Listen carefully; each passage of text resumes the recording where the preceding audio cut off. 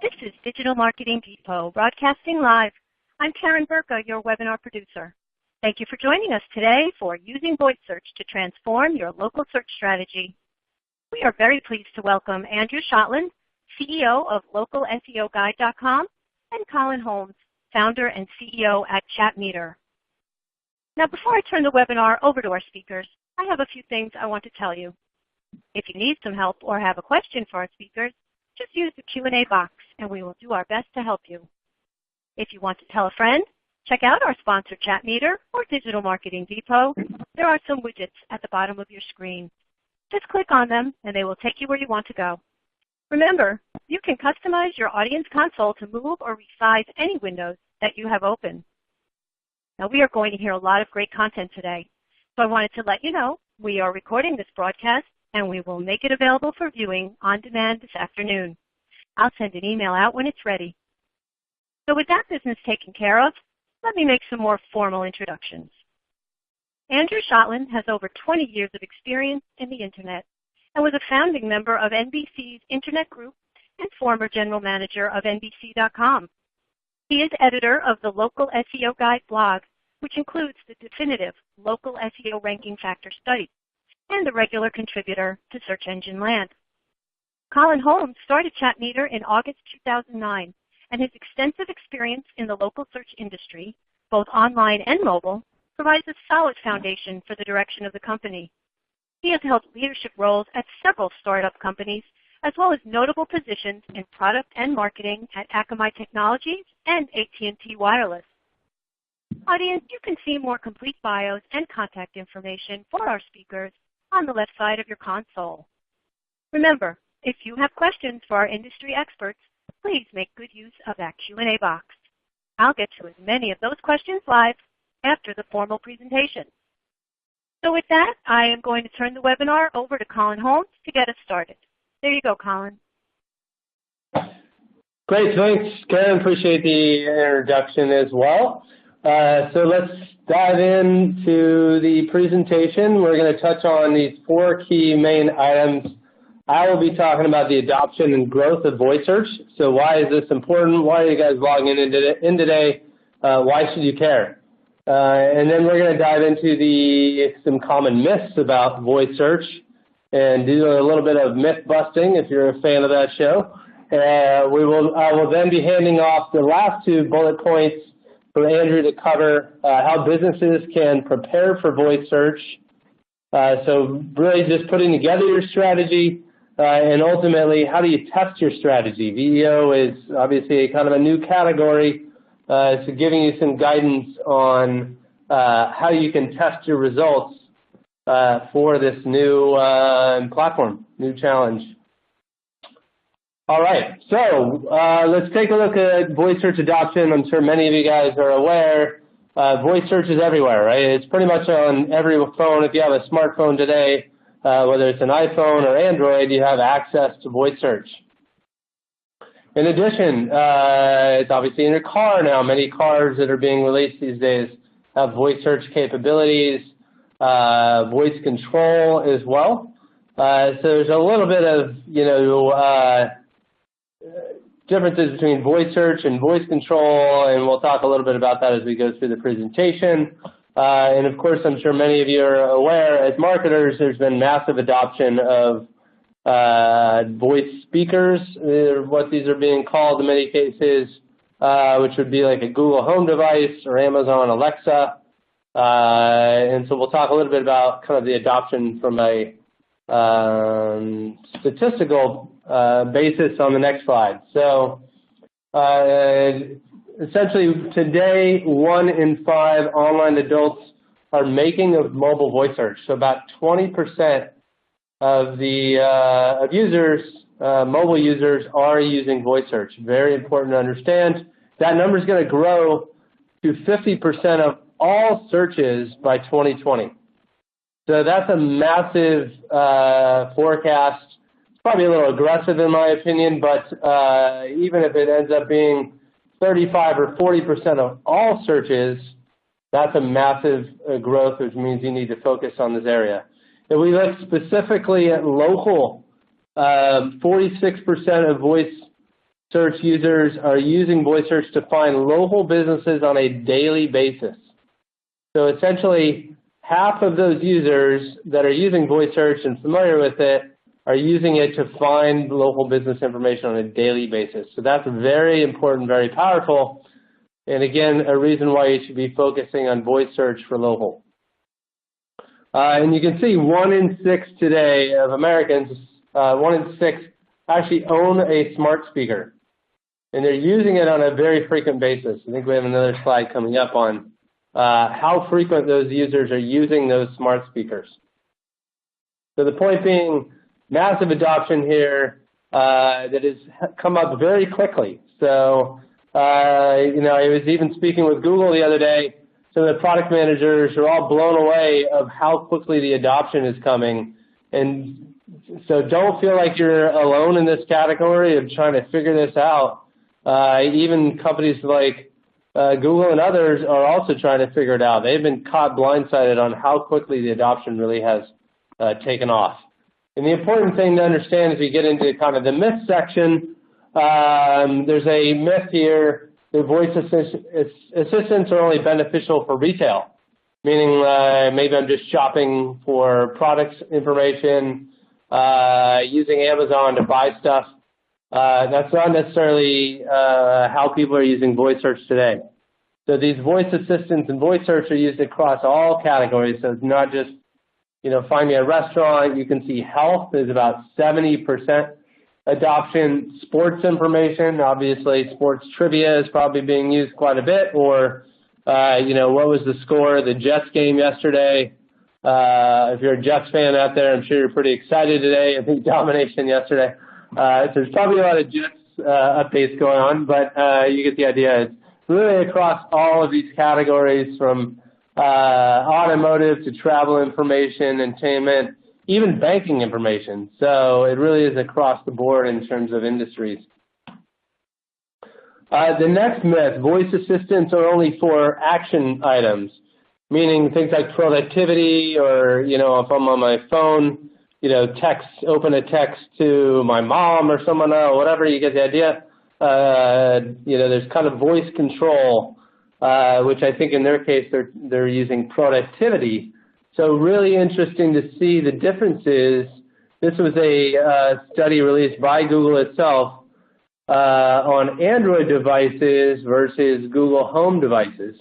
So yes, a lot of productivity going on within the home device, not so much within your Android. So your mobile phone really is being used a lot more for local searches, which makes a lot of sense. You can see a lot of weather requests in the morning. So people are waking up and asking Google, you know, what the weather forecast is going to be like. Should I wear a long sleeve or short sleeve, etc. You guys get the idea. But very different user behavior among these, and it's not just about, again, using voice to control something. It's about getting and gathering information. You can see a lot of media and news information being used on Google Home devices as well. Next myth. You need an Alexa, Google, or Apple skill to be relevant in voice search. If you're not, some of you may not be clear on what a skill is. So you can actually build an app essentially for something like Amazon Alexa or Google Home, in which it will show up in an app store. So consumers can download your skill or your app to their device. So many people think you need to build this really in order to participate in the world of voice search or be found and used within a Google Home device, for example. That's not actually the case. So your search results can be used and are already being used regardless of whether you have a skill or not. We've shown you here some of the skills that people have built, like NPR, Lyft, or Starbucks. So you can download a skill to your Google Home and say, hey, Alexa, tell Starbucks to start my order. So that would, obviously, you would have some sort of pre-configured order within your skill. And every morning, if you go to Starbucks every morning, you can tell Alexa, and right on your way, as you show up, it'll have your order ready. But if you're Starbucks, keep in mind, someone may just want to ask, hey, is Starbucks open? Right? So they ask, is Starbucks open? You don't need a skill to provide that answer. If you're Starbucks, you want to make sure, and we'll get into this, Andrew's going to dive into this in a little more detail, but you want to make sure that your hours of operation for your Starbucks location near that user is correct and accurate so that Google can answer that question. So those are some great, or some insights on the fact that you really don't need a skill to provide insights to these other devices. It's really about implementing a VEO strategy, VEO being voice engine optimization. I don't think we've defined that. You'll see that in a couple of slides. But that's kind of a common term that we're using here. It's not about SEO. The world here is about VEO, voice engine optimization. So the new world of really SEO is VEO, and we're trying to provide you with some guidance here on implementing your VEO strategy. Thought that was important to define since it came up. How is voice search being used today? So you can see people with access to these devices are using it incredibly frequently. So with your mobile phone, 69% are using it daily or weekly. And those that have access to smart devices, smart speakers, I should say, if they have a Google Home or Alexa device, they're using it even more. So 75% are using it on daily or weekly. Unfortunately, you don't have the breakdown between daily or weekly because those are big differences. So I would assume weekly, but the point being they're using them quite a bit. And what are they using it for? So we saw this a little bit on the earlier graph reported by Google, but it is a reminder of clarity. Your mobile device is traditionally used a lot more for local search, communication. So again, opening a text message to someone or speaking your text message, or productivity, that voice control type of component. I often use my voice to turn on Bluetooth, for example. Those types of things are things that you've used or what we're seeing usage out of smartphone users. In the smart speaker category, you see a lot more productivity applications, again, looking up the weather, looking up media and news. So there are a lot of skills in which they'll actually read back the daily news to you. So I'm sure that's happening. That's what we're seeing from these studies. So a lot of those results being driven, listening to that content in the morning. Okay, so before we get into our polls, just to kind of wrap up, as you've seen, there's massive adoption going on here. We've kind of we've busted some of those myths along the way. The point being that if you are not starting to implement a strategy or think about strategies so far, you really need to put this into your next project list. And I think that's leading us into our next poll question as well. So we would like to ask the audience. Do I hand this over to Karen? I don't remember. But so we would like to ask the audience, when will you be implementing a voice search strategy? So either the first answer, immediately, we've already started. B, it's in our 2019 marketing strategy plan. C, we've just started learning about it. Or D, it's too early to tell. Meaning, I think that means I'm not sure if voice search is important enough for us. We're going to kind of wait it out and see if there's more adoption. So I believe you can click on that and hit the submit button. We'll give people some time to dive in, to answer those questions. So let's give everyone, 30 seconds here. Are we able to see the result?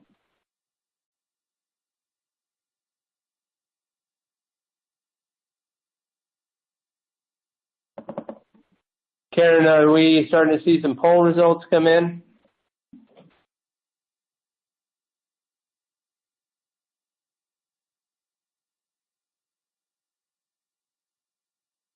You might be on mute now. We'll give it another few seconds here. So just to reiterate the questions, will you be implementing a voice search strategy? A, immediately, we've already started. B, it's in our 2019 marketing strategy plan. We're kind of putting together a plan now. C, I'm here to learn about it, right? You might just be logging in to see what is going on with voice search. Or D, I'm skeptic. It's too early to tell. We'll see if more adoption happens, or maybe it's not important to the industry. You don't feel it's important to whatever industry you're serving. Hi, Colin and Andrew. Can everybody hear me? We can hear you now, yes. Oh, I'm so sorry. Yeah, something went wrong with my phone and my connection. So I apologize. Thank you for reading through for the poll question. Have we pulled up the results yet? I'm still waiting to have my. You have not. I didn't know. Oh yeah. I guess we go to the next slide, and here we have go to the poll results, and we will pull them up. Beautiful. And why don't you and Andrew take a look at that poll results and see what kind of interesting information you've got there. Yeah, so it looks like about a third have already implemented or started implementing a voice search strategy, so that's exciting to see. Another 20% it's part of their 2019 marketing plan. So it looks like a little over half are on the ball. This is what I would interpret this as. And about 40% we've just started learning about it. 8% are in that, I would call it that skeptic category, saying it's too early to tell. So this is exciting to see. I mean, it makes sense to me that, someone logging into a voice search webinar is going to be, in that upper echelon of started or in our 2019 marketing plan. I was at a conference, by the way, about 2 weeks ago, out in Dallas with about 15 CMOs, just to give you guys some insight. We had about 15 CMOs from, it was a retail conference. It was all big retailers. And frankly, they were all, I think, I don't know if I'd say caught off guard, but really they were blown away by adoption, didn't, have a real strategy in place. So it's exciting to see that there are some people that are starting to focus on it, put together a strategy in place, or they're looking at it today, and that's why obviously they're logged into our webinar. All right, great. Andrew, let's get Andrew involved. Yep, let's get Andrew involved there and see what he has to say about it. Sure. Hello, everyone. We're kind of in the show me school of SEO here, where there's always new things coming along, that especially things that seem to have a big trend, and we're always trying to say, okay, what's the near-term impact for our clients? And we absolutely see voice search as the numbers Colin shared, like it's astronomical, the volume you're getting. The question we always have is, how is it any really different than what you're doing with traditional SEO, and are there strategies to take advantage of it? And I think it's kind of the jury's still out about what are the the really high value voice specific SEO strategies. There are definitely things you can do and should do, and those are things I'll get in with my my slides. But it's definitely something that's all of our clients are interested in it. Everyone's kind of circling around it, trying to figure out where's the scalable ROI thing they can get out of it, for sure.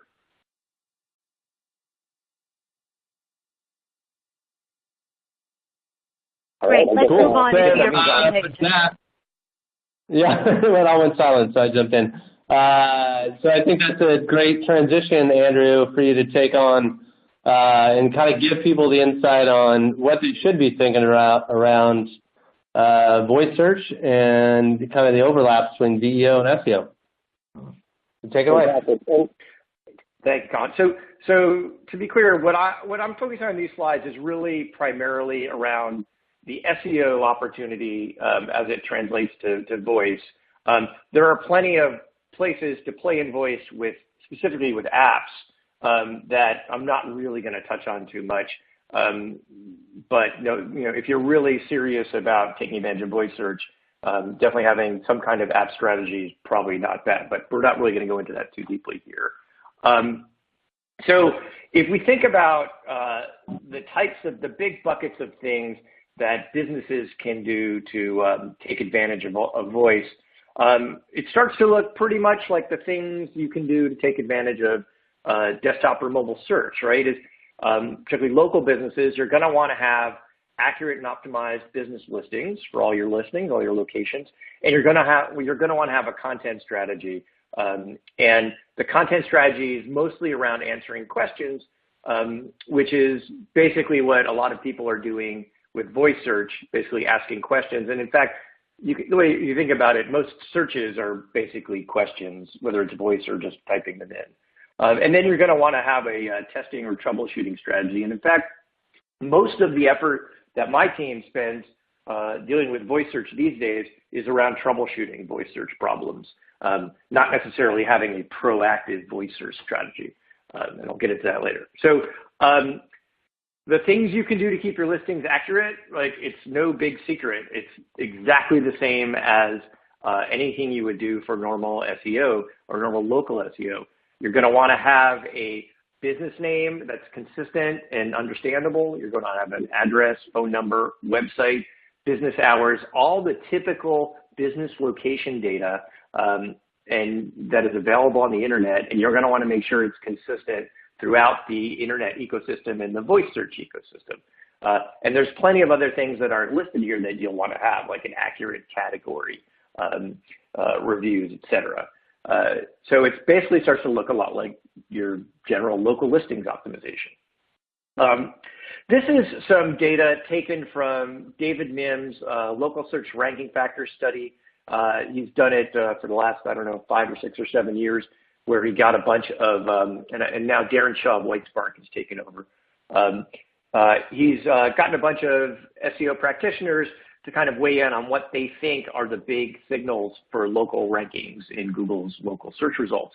And so I'm not going to go into the detail on each one of these, but to, basically there are signals having to do with reviews, having to do with your citations, so your listings on other local search sites, your Google My Business page, is it up to date? Is it categorized correctly, et cetera? And again, these are all things that you would normally do for desktop or mobile search optimization, and you're just going to apply those to voice search as well. If you want to be relevant in voice for local listings, you need to basically deploy a classic local SEO strategy.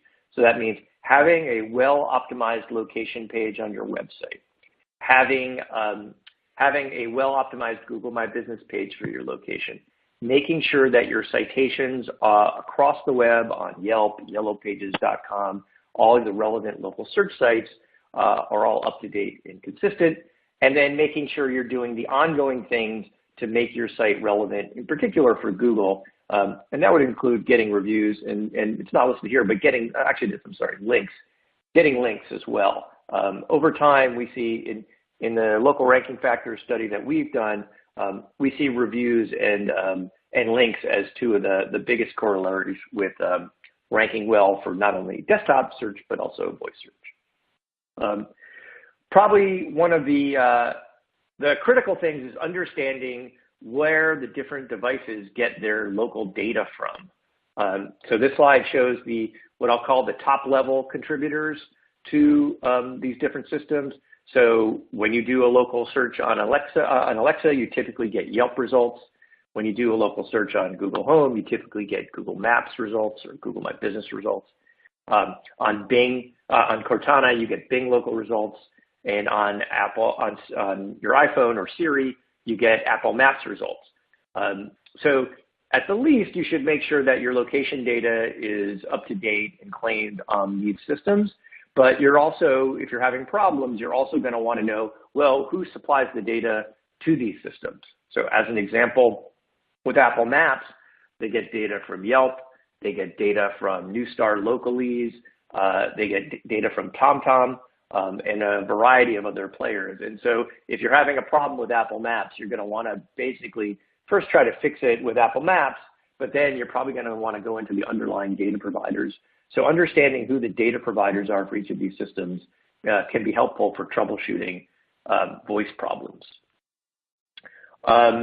You know, as we said, if you want to optimize your local listings, you can go beyond just the standard update your phone number and category and name and try to get your listings really robust. So we've seen over and over again that photos on your Google My Business page impact engagement with it. You'll see in Google My Business Insights, which is Google's little dashboard for your Google My Business page, they'll constantly report on how your photos are performing relative to your competitors and encourage you to do more. And they do that because it makes Google My Business more engaging. And so we often see clients with good photos and regularly updated photos tend to perform better in the local rankings and therefore will perform better in local search, in local voice search. Reviews, again, you should definitely be getting as many reviews as you can and engaging with reviews. Reviews is the #1 in the studies we've done, the #1 correlation to driving KPIs for local businesses, even greater than having a #1 ranking. Was basically, did you have reviews and were you responding to reviews? The last image there of the Q&A, so Google My Business over the last year has introduced something called Q&A, which allows anybody to ask a question about a business directly on their Google My Business profile and allows anybody to answer it, which for big brands is really problematic because people are asking, hey, why is Walmart so racist? Or why does Chick-fil-A not serve this thing? And people are answering with all sorts of horrible things, and most brands have no idea what's going on with them. Right now, I'm skeptical that Google is using the Q&A data for any type of ranking effect, be it desktop or voice. But at a certain point, as these things get more robust and they trust the data, they're going to. So just staying on top of your Q&A, you should check your Google My Business pages today and see, are there questions? And if so, you know, maybe you might want to answer them. But sooner or later, this data is going to make itself into Google's index and therefore going to be valid for voice search. Featured snippets are probably the #1 opportunity for, let's say, creative SEO around voice search. You know, your listings, searches for local search are pretty standard, like I'm looking for a pizza place in my city. But these just general questions, you know, is almost infinite. And so, you know, from how to change a light bulb to, you know, what's the, you know, best color Nike to get, these are all places where sites can now try to compete in voice search. So this is a very high level look at what it takes to get a featured snippet. The featured snippets are typically the block of text that is kind of like the answer that Google is showing above the search engine results. And this is often what Google will use as the answer for a voice search. So if you are the featured snippet for a particular query, you're probably going to be the voice search result. And so a lot of SEOs have been trying to figure out for years how to get these featured snippets on a reliable basis. Based on my testing, it's anything but reliable. But in general, what you want to do is figure out the questions your customers are asking, specifically in this case, the ones they're asking in their phone or in their voice assistant. And then state the question on your page and write the answer in very simple language. Basically language that's written for an 8th grader is what we generally recommend. What we've seen work kind of well is if you go beyond answering the question and supply a lot of supplemental related information. So don't just say, here's the answer, 2 sentences, and then that's it. Really try to expand and use things like related searches in Google. People also search for, search suggest, et cetera, to basically figure out what are the other things that someone searching for this query might be interested in and add that content to the page. And that seems to actually work relatively well to make you eligible for these queries. And again, if you can get the #1 result, then you're going to show up in the voice, typically in Google Assistant voice queries. So again, create the content to provide the answers. You can definitely mark it up with some code. So as an example, you can add a heading tag, either an H1 or H2, to your question to try to basically say to Google, hey, this is really what the focus of this page is about. You can put it in an ordered list to give Google some idea that, hey, this is a list of answers or a list of choices. What we recommend you do is you see what Google is showing in the results, in the instant answers and featured snippets for a specific query, and you orient your page or your answer to match what Google is showing for that type of query or that category of query. As an example, when you're trying to make choices, this brand versus that brand, or this thing versus this technique versus that technique, we see that often Google will show tables, comparison tables. So the cost of this furnace is this, and the cost of that furnace is that. And so therefore, that's a signal that you should be putting your answers in tables too. But that's not the case for all featured snippets. That's why you have to look at your specific category. And you don't necessarily have to mark them up. There's plenty of pages on the web that have no markup and get featured snippets. It's just that if you're trying to have every last chance of getting Google or Bing or any of these guys to understand your content, marking it up with heading tags and structured data is a good idea. But as I said at the beginning, in my view, the real voice search strategy is how to solve the problems, not how to rank better, because so far all we've seen are tons of problems. And so here are some problems that that are kind of stuff that we've encountered along the way. So the problem is that Siri doesn't understand your query, and you as a business never see it. You never know it because you're not using Siri to find your own business, and so you don't see that customers are getting the wrong information. In this case, I asked Siri where I could find a paddleboard, and they have no idea what a paddleboard is, or they have no idea how to translate paddleboard into a business. And I even said, where can I buy a stand-up paddleboard? And again, it doesn't know. So this is a case where the problem with these voice search engines is they have a hard time figuring out context. So Siri doesn't have a business called, it knows that where can I buy is a search for a business, but it doesn't understand that paddleboard is a type of business, or a place store that sells paddleboard is a type of business. And it's a little bit hard to get Siri to understand this. You basically have to train Siri. But things you can start to do is make sure you add the word paddleboard in the description of your business. That'll make it much more likely that you'll show up for these types of queries. On a similar problem we had was with a local auto dealer in Tennessee. It was called AutoNation Ford Wolf Chase. So a long, complicated name. And what they were telling us was that their customers are searching for directions to AutoNation Ford Wolf Chase, and it was sending people to an AutoNation location 20 miles away in another part of Memphis. And they were really frustrated because they felt like they were making their customers angry, losing customers, et cetera. And there's no simple way to solve this.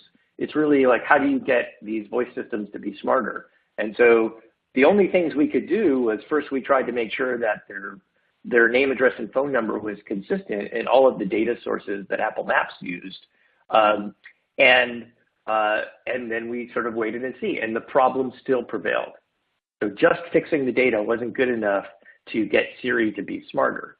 Then what we did was we had 100 people in the market, and we said, do the search and basically go into the search results and click on the business that's the right business. And by doing that, for a short while, it fixed the problem. So at this point, and this is now 3 years ago, at this point, Siri was trainable by users, clearly. The problem is that unless we had someone doing that every day, people would inevitably start clicking on the wrong things or pick the wrong result and train Siri the other way. And so this is a case where we just had to basically keep sending signals to Siri, and eventually it got better. So sometimes there's nothing you can do, but wait for these systems to get better. Here's another one is when you have a national brand and a local brand, like let's say Holiday Inn and Holiday Inn Express or something. These assistants sometimes can't tell, like, what did you mean? Did you mean the location, or did you mean the national website or the national headquarters? And the only way to solve this is to implement structured, or one of the ways to solve this that we've found is to implement structured data on your location pages. So basically saying the organization is, let's say, Holiday Inn, but the location is Memphis.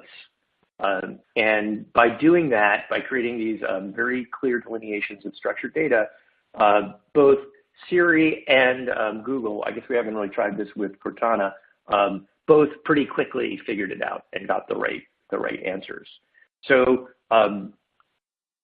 so what you can see is just a lot of troubleshooting that can go on with these new systems. While Colin mentioned at the beginning that you don't need an app or you don't need a skill to do well in voice search, we're proponents of if it's easy to do, you might as well do it. So Alexa has this very simple way to make a skill using this thing called can fulfill intent request, which essentially means if I ask for how do I make pizza, and you create a skill called how do you make pizza, without the user even asking for, Alexa saying, hey, do you want this skill? Or for me asking for your skill, it'll just default to your skill if it thinks you have the right answer. So you should look into, just do a search in Google for can fulfill intent request, and you should see it's really simple to make these things. And, it might be worth for some pretty valuable queries to, have a developer create a few of these for you and see if they generate any activity. Google has a slightly similar thing called Google Assistant Actions. What you really should do is make sure you haven't already received a notification.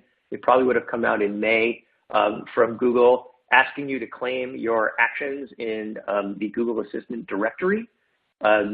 If you have probably a bigger brand, we only saw a few bigger brands get these notifications, but you might want to check to see if you got one.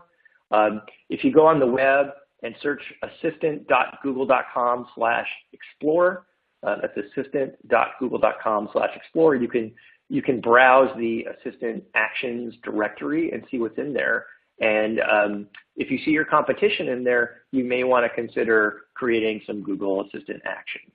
And there's tons of sites and services in there already. And neither of those things is, in my view, a serious development effort. Some can become that if you get really into them, but there's some really simple things you can do just to get started. So I guess to close, as I've been saying all along, our point of view is that voice engine optimization is really no different than traditional SEO with a couple of quirks so far. I'm sure that will change over time, particularly as we get more data. But right now, as long as you have a good SEO strategy, your voice optimization strategy should be pretty good as well. And with that, I will, I'm going to talk about testing.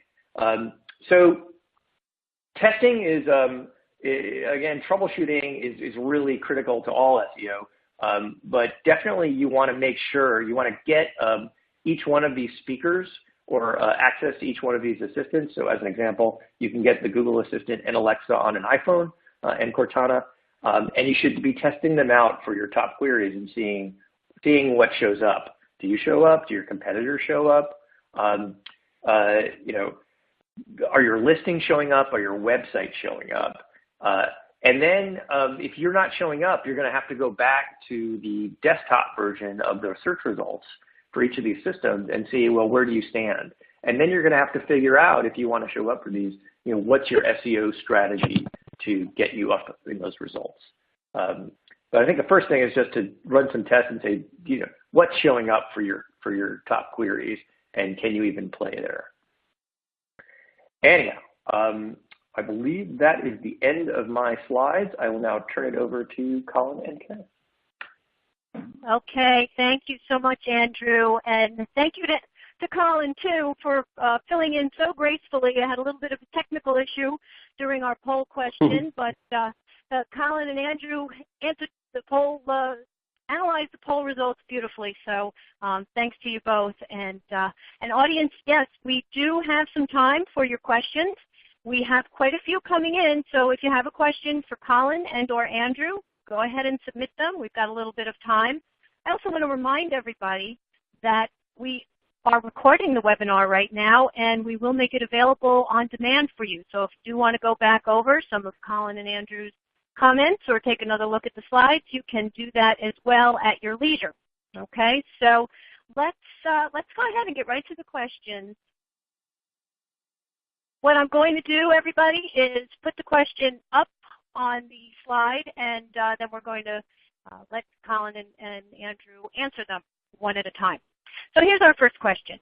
How do you guys feel about long-form custom content in voice search? I heard that it could be an effective SEO strategy.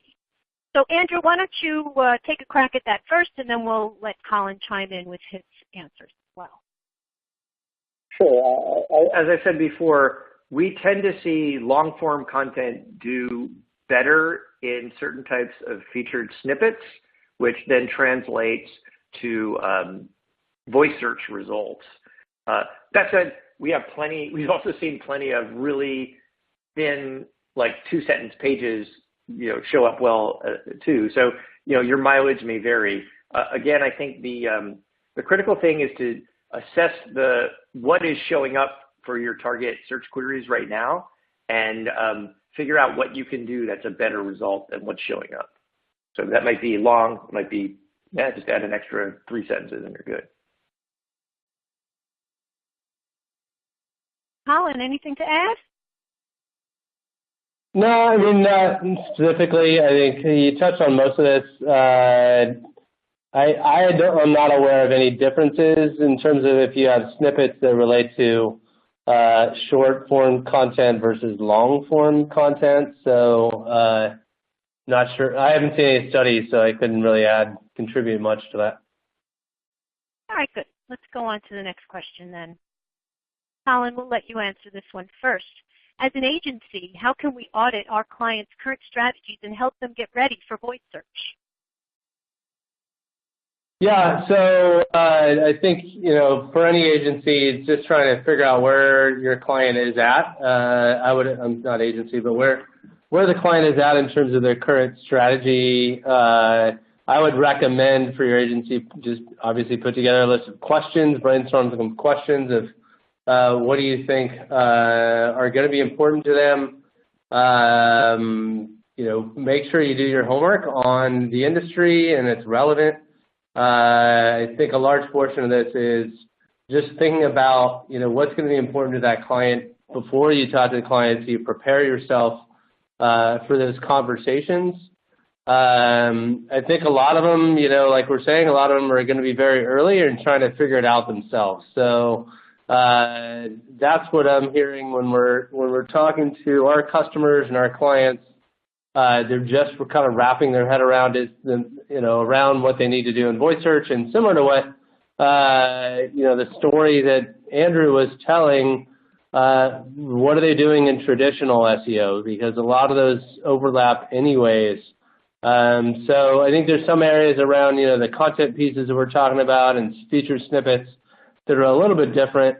But at the end of the day, if they're a company that has local or physical locations and local is important, then just make sure they're handling a lot of the traditional local SEO components. Andrew, what would you like to add to that? I think probably the first thing you can do is do an assessment of, let's just say, what % of their target queries are showing featured snippets or some sort of instant answer. And there's a variety of tools that you can get an approximation on that, like SEMrush is one. And that's probably a good proxy for how relevant their service or their content is to voice search. And so if it's 1%, then probably voice search, you shouldn't really be worried too much about it. But if it's 70%, well, that's a topic that's going to be have a lot of application to voice search. And then you probably want to think about is this more of an app, relevant for app or for like a web result, let's just say. As an example, we work with Fandango, the movie ticket company. And so a lot of their stuff is like, I want an app to buy a movie ticket, right? So their voice search strategy is going to be heavily around find movie times and buy tickets. And therefore, hopefully they do have an app that can allow someone to easily do that. They also have like a skill and Alexa and things like that. But let's say a mattress store, a 4-location mattress store probably doesn't need something like that. They just need to make sure that someone who's like, where can I buy a mattress, that they're showing up in the local results. All right, good. Let's move on then. Getting lots of questions in now.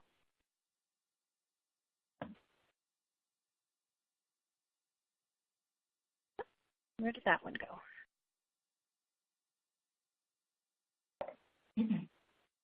All right, here we go. Andrew, we'll stick with you on this. Do you think voice search optimization is a viable strategy for local service businesses? Do potential clients trust Google, Alexa, Siri to pick a trustable contractor to come into their home? It's a good question because a lot of local SEO is about service businesses. It always blows my mind how little people seem to really care. And I'll use so everyone wants the best, right, or the most trusted, and certainly a personal recommendation from someone is going to trump everything. But let's see, I had a plumbing emergency, and it was Mother's Day, and I just opened up the Yellow Pages for the first time in like 10 years and picked the guy with the biggest ad. The billboards you see for personal injury attorneys, people must call them because why else would they be running those billboards? So yeah, people are going to be searching for find a plumber near me on their phone or find an emergency plumber. Probably, I would actually think those emergency calls are probably high voice search because you just want it now. That said, I wouldn't be surprised if Google in particular was going to try to funnel you to someone in their local service ad program for local services. I don't know that to be the case that they are, but I wouldn't be surprised if at a certain point they're going to be like, try our recommended provider. Colin, anything to add? So funny you mentioned that. Just a little personal experience story related to what Andrew just said, which is, I live in downtown San Diego. It's where Chatmeter is headquartered. I had a plumbing issue in my home recently, and saw there's a company called Bill Howe Plumbing that advertises on TV constantly. So I thought the same thing. Similar to Andrew, if they're advertising constantly, they must be a reputable plumber. Called them in. They showed up at the door, and the HOA rejected them because they were known to have multiple issues in the building of, destroying the building. So they actually would not let them do any work in the building at all. So you never really know if advertising is defining quality. I know many people think about that, even within the pay-per-click ads, right? If they bought their way at the top, they must be legitimate enough to want to spend money on that. So I'll just go with that solution. Not always the best solution. The other thing that I will add to that, just as a reminder, if you're not aware, Google does have their home services product now, in which I don't forget what it is, but I forget the dollar amount, but they actually will guarantee if you hire one of those recommended service providers, I believe it's like $2,000 up to $2,000 or $5,000 or something like that, in which if you're not happy with the contractor, they'll actually refund you the money. So Google's trying to get into the home services category and putting a lot of money behind it in that personal guarantee. So keep that in mind. If you're working in the service area of business, Google is obviously going to serve up those results, and they obviously go through some sort of certification program to be able for Google to want to, make those trusted recommendations. So just something to think about if you haven't. I assume if you work in that industry, you're going to be up to speed on this stuff, but I would imagine that's going to be the #1 voice search result for Google. in Google Home. Great. Let's try and get to a few more. We've got lots of questions coming in now.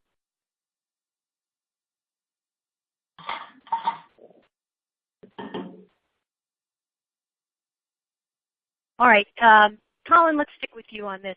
What's your experience with voice search tracking results? This is a good question. Do they differentiate in Google Analytics at all? So how do you know how you're doing with voice search versus regular search, desktop or mobile search? Yeah, unfortunately, at least to my knowledge, this is very opaque. There is no tracking information being reported by any of these. I had a conversation with Google when I was meeting with them last week about this, and they said it's something they want to provide down the road, but who knows if that ever will happen. So I don't know, Andrew, it sounds like you're maybe familiar with a few more tools or information around some of this, but I'm not aware of anything being reported on voice search from Google, Bing, Apple, Siri in terms of adoption and usage. Yeah, unfortunately, you're right. And we tried every which way to game these systems and tag things to get them to show up in analytics as it came from these devices. But you can't even, for iPhones as an example, all the traffic from Apple Maps, all the traffic from Siri, all shows up as a direct, basically visit to your site. And so you can't really distinguish it. You can definitely, you can look in analytics and see what kind of devices are sending traffic, but you can't tell that necessarily it's a voice search. That said, that brings up a good point. I don't believe I've ever actually looked to see, like, is it a Google Home or is it an Alexa device? So maybe that's in there, but I doubt it. Exactly, yeah. I mean, that's been my perception in these conversations is, the adoption's caught everybody by storm. So I feel like, it's something that they may provide down the road unless it's part of their strategy to want to provide it for their own intelligence, but it seems like something they would want to open up, for optimization and adoption. Okay. Colin, let's get to you with this. This refers back to something you mentioned on one of your slides. What success level do you see for sites that are not using actions or skills yet? One of your slides had referred to voice skills. Yeah, so I think Andrew was touching on this a little bit as well, in which just as a reminder, you don't need an action or skill to be able to show up in voice search results and get those voice search results for your clients. And it's probably most likely that a large portion of those results are going to be given as opposed to a action or skill, because most people are going to be asking, as we talked about, is Home Depot still open, or, what's the nearest Ace Hardware near me? Those types of things are going to be more driven toward just general answers and results rather than an actual action or skill. I feel like there's a little element of, more advanced users that would be looking for the skill, like I talked about with Starbucks, and trying to set my preset Starbucks orders so that I could order it from Amazon Alexa every morning. I do feel like, and this is just maybe my personal perception, adding skills and implementing those skills is a much more advanced user than the general consumer. And I haven't added a skill in a while, so I could be making an assumption there. But the general consumers are all about, voice search and voice search results and voice control. Implementing actions and skills are a little more advanced. So what are your thoughts on that, Andrew? Yeah, what we see with brands that are implementing skills, there's a bit of training that goes on. Like, people have to kind of know to look for that brand and that skill, and then they'll they'll add it and then they'll use it forever. So there's a big lock-in if you can get a skill, especially for something that's like an ongoing behavioral thing, like movie tickets, let's say. But in general, yeah, like it's just like search. There's probably 1% of all the searches have a skill that's relevant, and then there's 99% that is fair game for everybody else. All right. Well, unfortunately, that is all the time we have today. I want to thank Colin and Andrew for a very informative and timely presentation. And I want to thank you, audience, for all your great questions. Now, we had a few we didn't get to, but don't worry, we are going to pass them all along to our friends at Chatmeter to follow up with you. I want to give a special thank you to Chatmeter for sponsoring our webinar today. And you can visit them, as you see here, at www.chatmeter.com. That's all for our broadcast today. We look forward to seeing you next time, right here at Digital Marketing.